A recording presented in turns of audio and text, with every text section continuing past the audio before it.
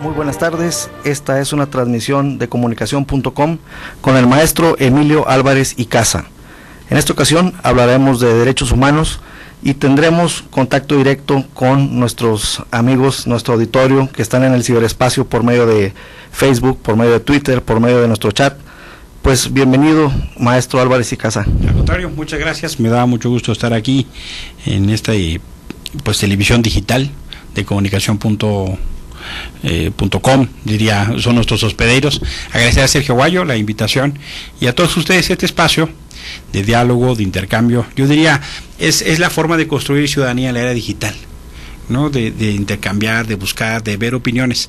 De manera que agradezco mucho el espacio y la posibilidad de platicar y de intercambiar ideas con quien se acerque vía el internet o vía el Twitter.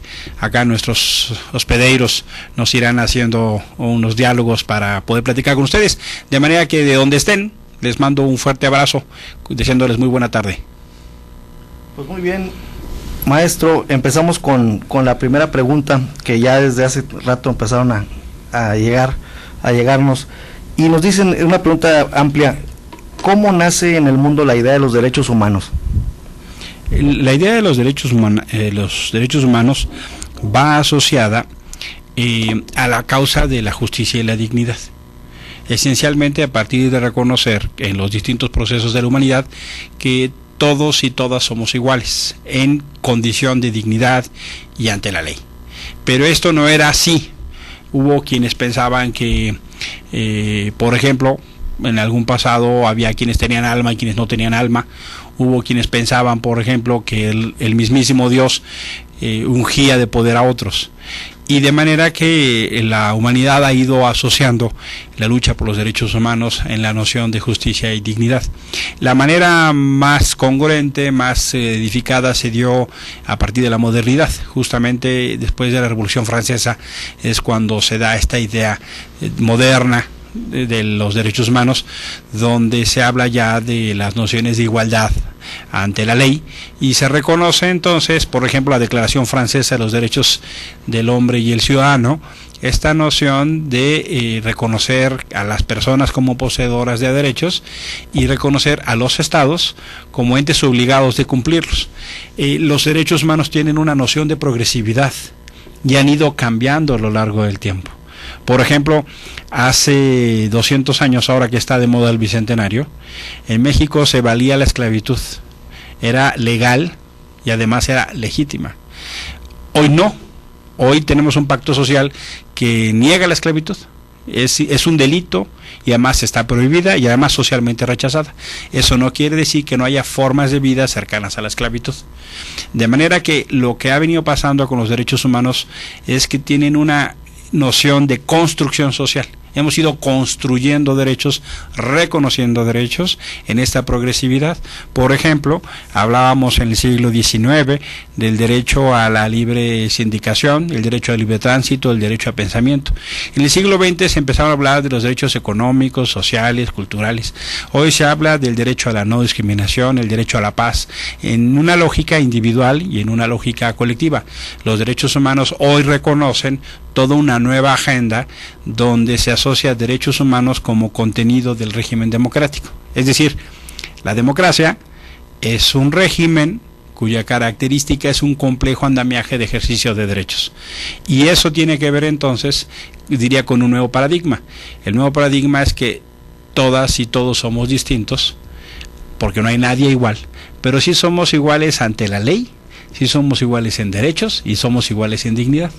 De manera que entonces los derechos humanos han evolucionado en la lógica de defendernos de los abusos de autoridad, de defendernos de las acciones discrecionales de los gobernantes y para limitar el poder, porque los derechos de las personas son obligaciones de los estados.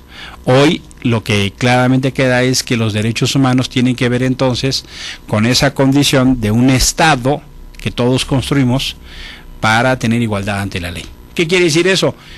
Yo cedo un poquito mi poder, José Alfredo cede un poquito, Georgina cede un poquito, todos cedemos un poco de nuestra libertad y nuestro poder y construimos un estado. Sí, lo construimos para tener derechos. Ciertamente como seres sociales tenemos obligaciones. tenemos deberes, pero eso no quita, no es uno por otro. Tenemos un Estado para reconocer los derechos. Estos van a cambiar en el tiempo. Probablemente a partir del Twitter o de nuevos conceptos cambian las relaciones humanas. Por ejemplo, hoy se habla del concepto en línea, del concepto tiempo real, como esta transmisión. Hace 10 años ese concepto ni existía. Yo platicaba una vez en un grupo, una clase, por ejemplo, el concepto, ya les cayó el 20.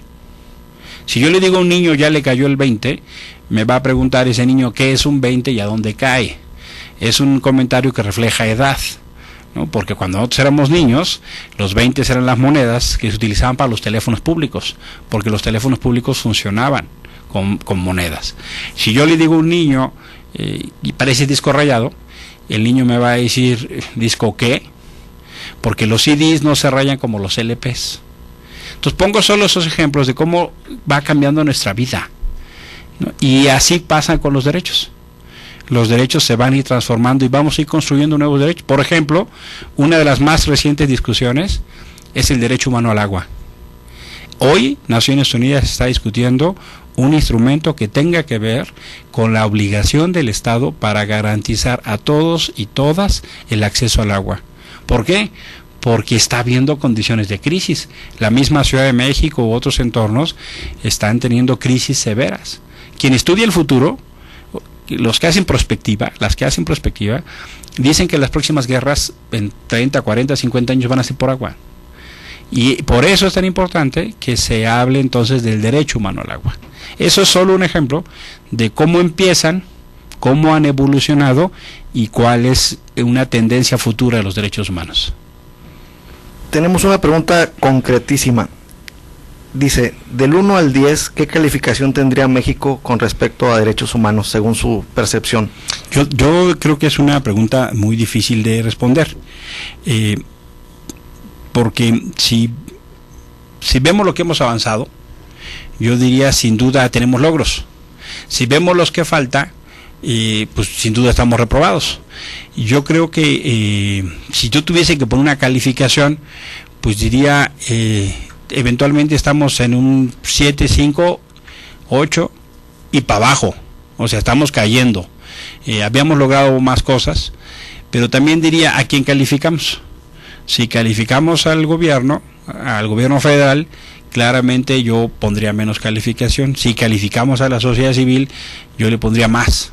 O sea, me parece que la sociedad está en una lógica de construcción de derechos. Los gobiernos me parece que están en una lógica de regresión. Ahora, si califico gobiernos estatales, hay varios reprobados, ¿no? Por ejemplo, el gobierno de Oaxaca es un desastre, ¿no? Así de manera significativa, tache, reprobado. Puebla, pues de vergüenza. Guerrero, vergüenza. Condiciones de derechos económicos, sociales y culturales, pues lo que está pasando en Chiapas es muy difícil, las condiciones de pobreza. Si vemos lo que está pasando en materia de seguridad en este país, el norte del país, hombre, Chihuahua, Nuevo León, Tamaulipas, reprobados, ¿verdad? Ahora, si yo veo derechos económicos, sociales y culturales, la mitad de la población de este país está en pobreza. En eso estamos reprobados. Si yo veo, por ejemplo, diversidad sexual, diría, la Ciudad de México va muy bien. Está construyendo y respetando la diversidad sexual y entonces tiene 10. Me parece que eso va muy bien. Si yo hablo del el cardenal de Guadalajara, le pongo 3, ¿no? Porque ¿cómo es posible que un ministro de culto esté promoviendo la cultura del odio? La homofobia es una cultura del odio. Él es un ministro de culto, debe ser un hombre de paz, no un hombre de división. Entonces yo, claramente al señor cardenal Juan Sandoval Íñiguez y a Norberto Rivera y al otro troglodita, ese sí le digo troglodita con toda intención, el que es el vocero de la Ciudad de México, porque sus expresiones tienen que ver con una cultura de odio y una cultura misógena muy preocupante.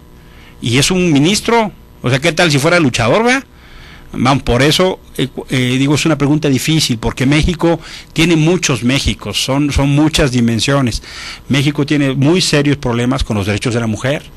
Miren, para darles un dato, no tiene ni 60 años que se reconoció en México el derecho al voto de la mujer. Sí, pero todavía no logramos el derecho a ser votadas. Solo 5% de quien preside un municipio es mujer. Solo hay 5% de presidentas municipales. Entonces, ese tipo de cosas pues nos hacen ver que todavía tenemos pendientes significativos. Ahora, por supuesto que hemos avanzado. Por ejemplo, la tortura, lamentablemente no desaparecida, pero es distinta. Ya no es la práctica del negro Durazo y finísimas personas de la Federal de Seguridad, ¿no? Ya no tenemos una condición, ¿no?, de desaparecidos dramático como teníamos en la guerra de los 70s, la guerra sucia. Sigue habiendo desaparecidos ahora por otros motivos, ahora por la guerra contra el narco. Se ha transformado. Yo creo que sí tenemos avances, pero claramente tenemos pendientes. Bien, por Twitter nos pregunta EDW-Mac. Le mandamos un saludo a EDW-Mac. Un abrazo. Bueno, se llama Eduardo León. Ya Eduardo, un saludo, gracias por tener la confianza, por acercarte. Nos pregunta que si somos el único país donde los derechos humanos son una cosa meramente enunciativa. No, fíjate, lamentablemente es una competencia de gobiernos. En Naciones Unidas tiene un foro. Por ejemplo, mira, los países africanos, Eduardo se llama nuestro amigo, ¿no? Así es. Eduardo, mira, por ejemplo, los países africanos de discursos y no cumplimiento, inclusive te diría algunos países europeos, o Estados Unidos.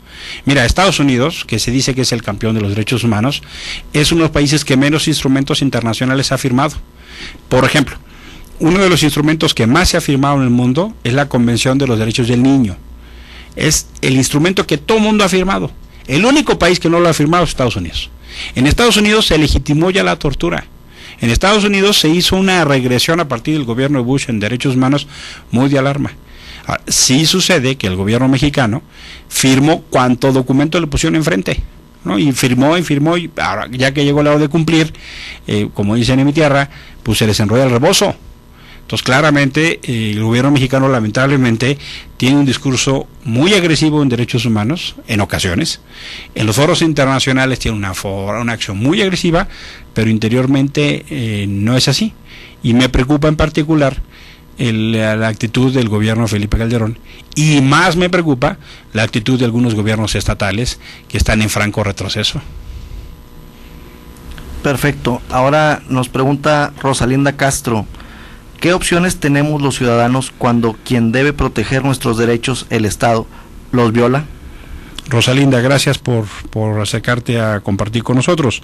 Mira, yo te diría, sucede esencialmente que las democracias han construido maneras de tener contrapesos e instrumentos de rendición de cuentas y de reducción de discrecionalidad. Y esos instrumentos son justamente los instrumentos que le dan protección a las víctimas y a los ciudadanos. Por ejemplo, las comisiones de derechos humanos. Por ejemplo, las instancias que tienen que ver con las auditorías o las contralorías. O inclusive te diría, hay otro tipo de entidades que no son comisiones de derechos humanos, que también son entidades del Estado, que protegen derechos específicos. Por ejemplo, México ha hecho instituciones para la mujer, para los pueblos indígenas, para los jóvenes, para los niños, o el derecho a la información, el IFAI, o los derechos electorales del IFE. Tenemos casi 15 tipos de instituciones. Entonces tenemos un Estado que tiene acciones que deben, como tú bien dices, de proteger nuestros derechos, pero tenemos otros mecanismos para cuando los servidores públicos que representan al Estado no actúan en función a su obligación, puedan ser sancionados. Es un poco lo que le pasa a las personas. Nosotros tenemos una relación con base al respeto, pero si alguien comete un delito y traiciona el pacto social, un delincuente, un narcotraficante, entonces se le sanciona. Justamente ese es el término de relación con los servidores públicos. Se basa en la confianza, pero si abusan de la confianza, nos engañan y son corruptos, entonces el propio Estado tiene mecanismos para proteger a las víctimas, que es lo que se ha construido a lo largo de muchos años. Bien. Perdón, por eso se dice que los derechos humanos son un mecanismo contra el abuso de poder, porque generan condiciones para quien como funcionario público comete un abuso pueda ser sancionado porque su acto de abuso generó una o muchas víctimas.